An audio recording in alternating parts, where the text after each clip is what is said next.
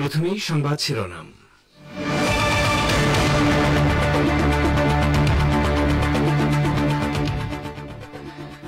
প্রতিরোধ সংগ্রাম জীবিত আছে এবং জীবিত থাকবে। গাজা জয়লাভ করেছে ইরানের সর্বোচ্চ নেতা।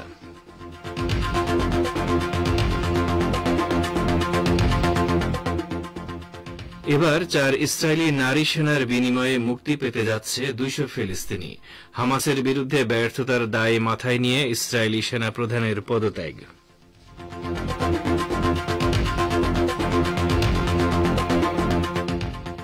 বিমানের ফ্লাইটে বোমা হামলার হুমকির ঘটনায় শাহজালাল বিমানবন্দরে জরুরি অবতরণ, বইমেলা ঘিরে কঠোর নিরাপত্তা ব্যবস্থা গ্রহণ।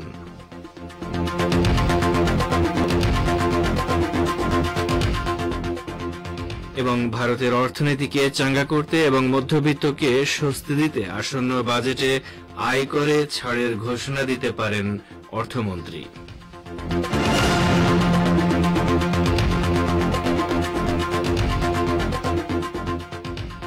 আসসালামু আলাইকুম। বিশ্ব সংবাদের গুরুত্বপূর্ণ অংশগুলো শুনলেন, এবারে বিস্তারিত।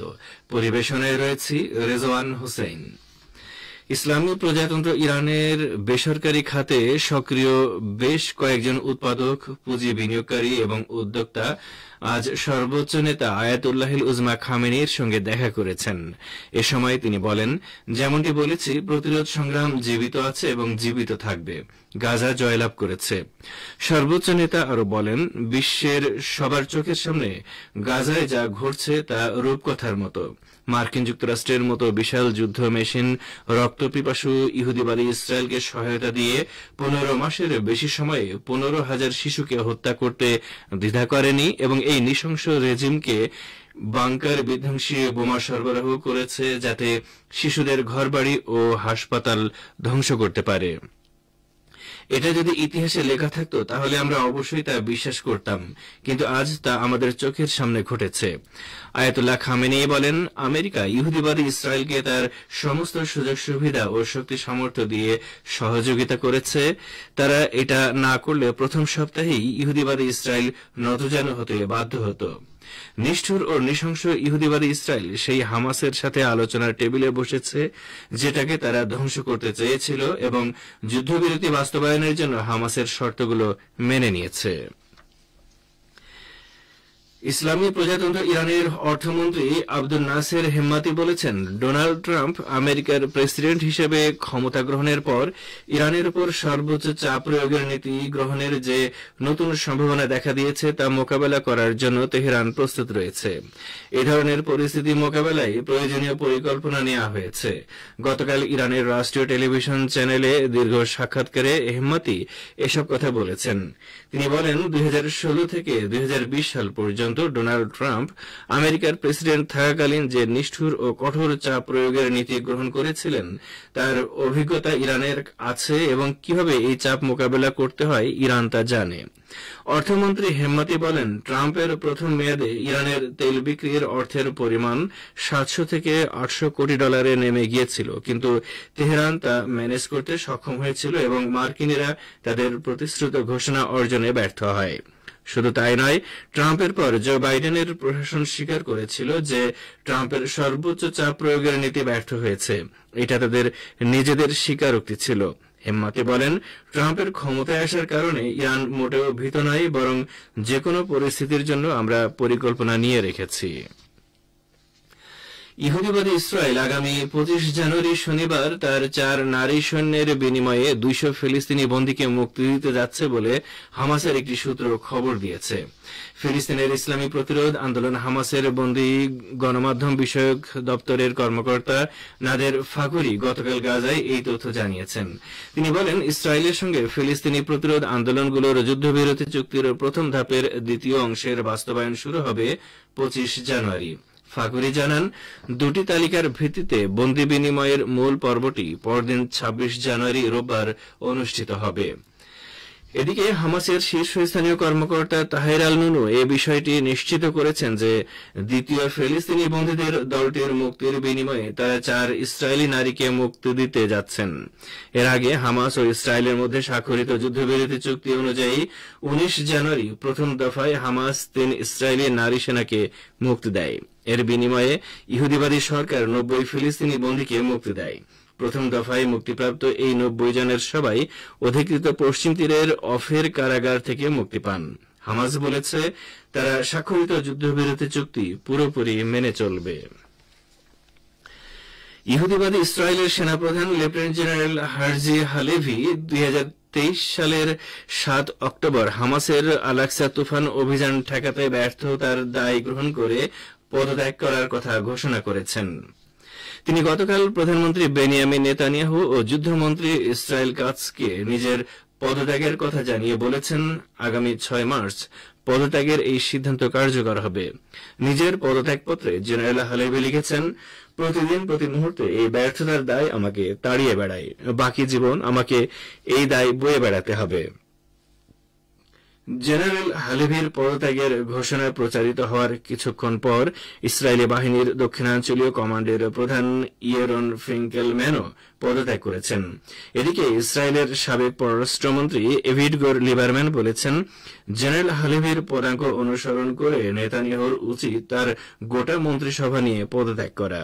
আল-আকসা তুফান অভিযানে ইসরায়েলের প্রায় 1200 সামরিক ব্যক্তি নিহত হয় এবং প্রায় 250 ইহুদিবাদীকে পণবন্দী করে গাজায় নিয়ে আসা হয়।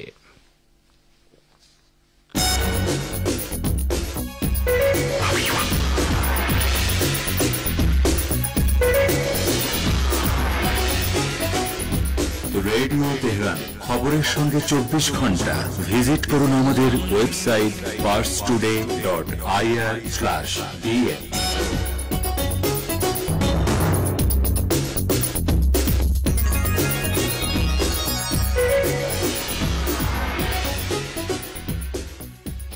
ফিরে আসি বিশ্ব সংবাদে। ইতালির রোম থেকে ঢাকায় আসার পথে বিমান বাংলাদেশ এয়ারলাইন্সের একটি ফ্লাইটে বোমা হামলার হুমকি দেওয়া হয়েছে। আজ সকাল 8:50 ফ্লাইটটি ঢাকার হজরত শাহজালাল আন্তর্জাতিক বিমানবন্দরে জরুরি অবতরণ করেছে। বিমানবন্দর থানার ভারপ্রাপ্ত কর্মকর্তা তাসলিমা আক্তার আজ সকাল 10:15টার দিকে সংবাদ মাধ্যমকে এই তথ্য জানান। তিনি বলেন, ফ্লাইটটিতে তল্লাশি চালিয়ে এখন পর্যন্ত কোনো বোমা পাওয়া যায়নি, তবে তল্লাশি এখনো চলছে। এদিকে আসন্ন অমর 21শে বইমেলা 2025 উপলক্ষে ঢাকা মেট্রোপলিটন পুলিশ পর্যাপ্ত নিরাপত্তামূলক ব্যবস্থা গ্রহণ করা হয়েছে বলে জানিয়েছেন ডিএমপি কমিশনার শেখ মোহাম্মদ সাজ্জাদ আলী। বুধবার সকালে ডিএমপি হেডকোয়ার্টার্সের সম্মেলন কক্ষে আসন্ন বইমেলা উপলক্ষে সার্বিক নিরাপত্তা, আইন শৃঙ্খলা ও ট্রাফিক ব্যবস্থাপনা সংক্রান্ত ডিএমপির সমন্বয় সভায় সভাপতির বক্তব্যে একথা বলেন তিনি। সমন্বয় সভায় সকলকে স্বাগত জানিয়ে সভাপতির বক্তব্যে ডিএমপি কমিশনার বলেন, প্রতি বছরই অমর 21শে বইমেলার আয়োজন করে বাংলা একাডেমি কর্তৃপক্ষ। ফেব্রুয়ারি মাস জুড়ে বাংলা একাডেমি ও সোহরাওয়ার্দী উদ্যান প্রাঙ্গণে চলবে অমর 21শে বইমেলা। আপনারা বিশ্ব সংবাদ শুনছেন রেডিও তেহরান থেকে, আর প্রচারিত হচ্ছে শর্টওয়েভ 25 মিটার ব্যান্ডে। ফেব্রুয়ারি মাসের প্রথম দিনেই বাজেট পেশ করবেন ভারতের অর্থমন্ত্রী নির্মলা সীতারমণ। মন্থর অর্থনীতিকে চাঙ্গা করতে কি পদক্ষেপ নেয় কেন্দ্র, সেই দিকে সকলের নজর। মধ্যবিত্তকে স্বস্তি দিতে আয়করে ছাড়ের ঘোষণা দিতে পারেন অর্থমন্ত্রী। সূত্রের দাবি, নতুন অর্থবর্ষে 10 লক্ষ টাকা পর্যন্ত আয়ভুক্তদের কর ছাড় দিতে পারে কেন্দ্র। 15 থেকে 20 লক্ষ টাকা যাদের আয়, তাদের 25% ট্যাক্স দিতে হতে পারে। ভারত ও প্রশান্ত মহাসাগরীয় অঞ্চলে কোনোভাবেই দাদাগিরি বরদাস্ত করা হবে না নাম না করে চীনকে এমনই বার্তা দিল কোয়াড গোষ্ঠী। ডোনাল্ড ট্রাম্প সরকারের প্রথম দিনেই ওয়াশিংটনে বৈঠকে বসেছিল কোয়াডের বৈঠক। এরপর যৌথ সাংবাদিক বৈঠক থেকে নাম না করে চীনকে বার্তা দেওয়া হয়েছে এই বলে যে কেউ যদি ভারত ও প্রশান্ত মহাসাগরীয় অঞ্চলের স্বাভাবিক অবস্থার বিঘ্ন ঘটায় তবে তা সহ্য করা হবে না। পাশাপাশি বৈঠক শেষে ভারতের পররাষ্ট্রমন্ত্রী এস জয়শঙ্কর জানান, কোয়াডের বৈঠকের পর স্পষ্ট বার্তা দেওয়া হয়েছে যে বর্তমান কঠিন পরিস্থিতিতে বিশ্বের ভালোর জন্য কাজ করবে কোয়াড। ওয়াশিংটনে বৈঠক শেষে পররাষ্ট্রমন্ত্রী জয়শঙ্কর বলেন, ট্রাম্প প্রশাসনের শপথের কয়েক ঘণ্টার মধ্যে এই বৈঠক অত্যন্ত গুরুত্বপূর্ণ। এতে প্রমাণিত হয় বন্ধু রাষ্ট্রগুলোর ক্ষেত্রে মার্কিন পররাষ্ট্রমন্ত্রী কতখানি গুরুত্বপূর্ণ। ভারত ও প্রশান্ত মহাসাগরীয় অঞ্চলে যাতে স্থিতিশীলতা বজায় থাকে এবং সুস্থ বাণিজ্য হয় তা নিশ্চিত করতে বিস্তারিত আলোচনা হয়েছে এদিন। অস্ট্রেলিয়া, ভারত, জাপান ও আমেরিকা এই 4 দেশ নিয়ে গঠিত কোয়াড। ইহুদিবাদী ইসরায়েলের প্রধানমন্ত্রী বেনিয়ামিন নেতানিয়াহু তার উগ্র ডানপন্থী অর্থমন্ত্রী বেজালেল স্মোটরিচকে এই নিশ্চয়তা দিয়েছেন যে অধিকৃত জর্দান নদীর পশ্চিম তীরের ফিলিস্তিনি জনগণের বিরুদ্ধে হামলা জোরদার করা হবে। এই প্রতিশ্রুতি পেয়ে স্মোটরিচ পদত্যাগের সিদ্ধান্ত থেকে সরে গেছেন। হিব্রু ভাষার বেশ কয়েকটি গণমাধ্যম নেতানিয়াহুর এ সংক্রান্ত প্রতিশ্রুতি ফাঁস করে দিয়েছে। এতে বলা হয়েছে, গাজায় যুদ্ধবিরতি মেনে নেওয়ার কারণে স্মোটরিচ মন্ত্রিসভা থেকে পদত্যাগ করার যে হুমকি দিয়েছিলেন তা বাস্তবায়ন করা থেকে তাকে বিরত রাখার জন্য নেতানিয়াহু বলেছেন তিনি পশ্চিম তীরে ব্যাপক মাত্রায় হামলা বাড়িয়ে দেবেন। স্মোটরিচ গাজায় হামাসের সঙ্গে যুদ্ধবিরতির ঘোরতর বিরোধী ছিলেন এবং তিনি শুরু থেকে বলে আসছিলেন যে যুদ্ধবিরতির অর্থ হবে হামাসের কাছে ইসরায়েলের আত্মসমর্পণ। গত 15 জানুয়ারি বুধবার হামাসের সঙ্গে যুদ্ধবিরতি চূড়ান্ত করে ইহুদিবাদী ইসরায়েল। এরপর 17 জানুয়ারি নেতানিয়াহুর মন্ত্রিসভায় চুক্তিটি অনুমোদিত হওয়ার ফলে 18 জানুয়ারি স্মোটরিচ এক বিবৃতিতে যুদ্ধবিরতির তীব্র সমালোচনা করেন। তিনি দাবি করেন নেতানিয়াহু একটি খারাপ ও বিপর্যয়কর চুক্তির প্রতি সবুজ সংকেত দিয়েছেন। মন্ত্রিসভার বৈঠকে চুক্তির বিপক্ষে ভোট দিয়েছেন স্মোটরিচ। গাজা উপত্যকায় যখন যুদ্ধবিরতি কার্যকর হয়েছে তখন ইহুদিবাদী ইসরায়েল জর্দান নদীর পশ্চিম তীরের জেনিন শহরে নির্বিচারে গুলি চালিয়ে অন্তত 8 ফিলিস্তিনিকে হত্যা করেছে। বর্বর ইহুদিবাদী সেনাদের গুলিতে আহত হয়েছেন আরও 35 জন। এই ঘটনার পর গাজা ভিত্তিক ফিলিস্তিনের ইসলামী প্রতিরোধ আন্দোলন হামাস দখলদার সেনাদের বিরুদ্ধে সংগঠিত হওয়ার জন্য পশ্চিম তীরের তরুণ সমাজের প্রতি আহ্বান জানিয়েছে। ফিলিস্তিনি গণমাধ্যম বলেছে, ইসরায়েলি সেনারা গতকাল সকালে হেলিকপ্টার গানশিপের ছত্রছায়ায় জেনিন শহর ও এর শরণার্থী শিবিরে বড় ধরনের অভিযান চালায়। ফিলিস্তিনি স্বশাসন কর্তৃপক্ষের পুলিশ বাহিনীর মুখপাত্র আনোয়ার রজব এক বিবৃতিতে জানিয়েছেন, ইসরায়েলি সেনারা বেসামরিক নাগরিক ও ফিলিস্তিনি পুলিশ বাহিনীর উপর নির্বিচারে গুলি চালালে বহু মানুষ হতাহত হন। ইসরায়েলি সামরিক বাহিনীও জেনিনে হামলা চালানোর বিষয়টি নিশ্চিত করেছে। আর এরই সাথে শেষ করছি রেডিও তেহরান থেকে আপাতত বিশ্ব সংবাদ।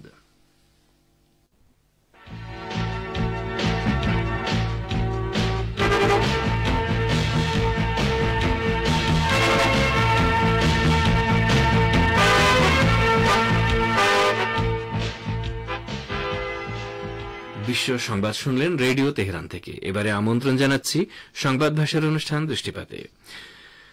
গত কয়েক বছরে ভেজাল মদ বা অ্যালকোহলযুক্ত পানীয় উৎপাদনের সবচেয়ে বড় গোপন কেন্দ্রে পরিণত হয়েছে ইস্তাম্বুল। সেখানে প্রতি বছর এ জাতীয় প্রায় 20 লাখ লিটার পানীয় আটক করা হয় এবং প্রতি বছর এইসব ভেজাল মদ পান করে মারা যান অন্তত 500 মানুষ। এ সম্পর্কে এখন রয়েছে আমাদের ভাষ্যকারের একটি পর্যালোচনা, পড়ে শোনাচ্ছেন বাবুল আখতার। গত কয়েক বছরে ভেজাল মদ বা অ্যালকোহল যুক্ত পানীয় উৎপাদনের সবচেয়ে বড় গোপন কেন্দ্রে পরিণত হয়েছে ইস্তাম্বুল। সেখানে প্রতি বছর এ জাতীয় প্রায় 20 লাখ লিটার পানীয় আটক করা হয় এবং প্রতি বছর এসব ভেজাল মদ পান করে মারা যান অন্তত 500 মানুষ। তুরস্কে 2024 সালের শেষের সপ্তাহগুলোতে এবং নতুন বছর 2025-এর প্রথম দিনগুলোতে ভেজাল মদ পানের কারণে মৃত্যুর সংখ্যা বাড়তে থাকার খবর এসেছে। নতুন বছরের প্রথম দিনই তুরস্কে ভেজাল মদ তৈরি ও বিক্রির একটি নেটওয়ার্কের মদ খেয়ে বহু লোক মারাত্মক অসুস্থ হয়ে হাসপাতালে ভর্তি হন। এদের মধ্যে 37 জন মারা যান, 17 জন দৃষ্টিশক্তি হারিয়েছেন এবং 22 জন এখনো আইসিইউতে আছেন। বিশেষজ্ঞরা বলছেন, প্রতি বছর দেশটিতে এই খাতে মৃতের সংখ্যা অন্তত 500 জন এবং দিনকে দিন পরিস্থিতি শোচনীয় হচ্ছে। এছাড়া বছরের পর বছর ধরে এই জাতীয় ভেজাল মদের চালান গোপনে প্রতিবেশী দেশগুলোতে পাচারের চেষ্টা করে আসছে কোনো কোনো অসাধু ও অপরাধী চক্র। গত কয়েকদিনে ইস্তাম্বুলের বাইরামপাশা এলাকায় একটি বাড়িতে তল্লাশি চালিয়ে 11,000 বোতল নকল বা ভেজাল মদ আবিষ্কার করা হয়, যার প্রাথমিক মূল্য 1 কোটি লিরা। এদিকে বুরসা শহরেও এক ভিলা বাড়িতে তল্লাশি চালিয়ে মদ তৈরির ভূগর্ভস্থ অবৈধ কারখানা আবিষ্কার করা হয়। এখানে 5 টনেরও বেশি মদ বাজারে পাঠানোর জন্য প্যাকেটজাত করা হয়েছিল।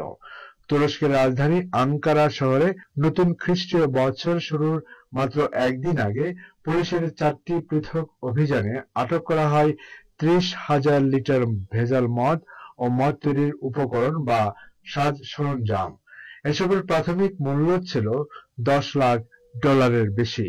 তুরস্কের স্বরাষ্ট্র মন্ত্রণালয় জানিয়েছে, ভেজাল পানীয় তৈরির সঙ্গে জড়িত 55 জন উৎপাদককে আটক করা হয়েছে। তাদের কারখানা ও যন্ত্রপাতি বা সাজ সরঞ্জামও আটক করা হয় 26টি প্রদেশে পুলিশের অভিযান চালিয়ে। তুরস্কের কৃষি মন্ত্রণালয় অ্যালকোহল মেশানো পানীয় তৈরির কারখানাগুলোর মধ্যে শীর্ষস্থানীয় একটি কারখানার নাম প্রকাশ করেছে, যে কারখানা জনগণের স্বাস্থ্য নিয়ে প্রতারণাময় খেলা খেলে এসেছে। কিন্তু বিখ্যাত এই কারখানাটি বলেছে, বোতল, ট্রেডমার্ক ও অন্য সবকিছুই সঠিক হলেও এর ভিতরের উপাদানগুলোর সঙ্গে আমাদের কোনো সম্পর্ক নেই। দৃশ্যত এক গোপন মাফিয়া চক্র আমাদের কারখানার শত শত খালি বোতল সংগ্রহ করতে সক্ষম হয় এবং এসব বোতল তারা ভেজাল পানীয় দিয়ে পূর্ণ করেছে আমাদের বদনাম করার জন্য।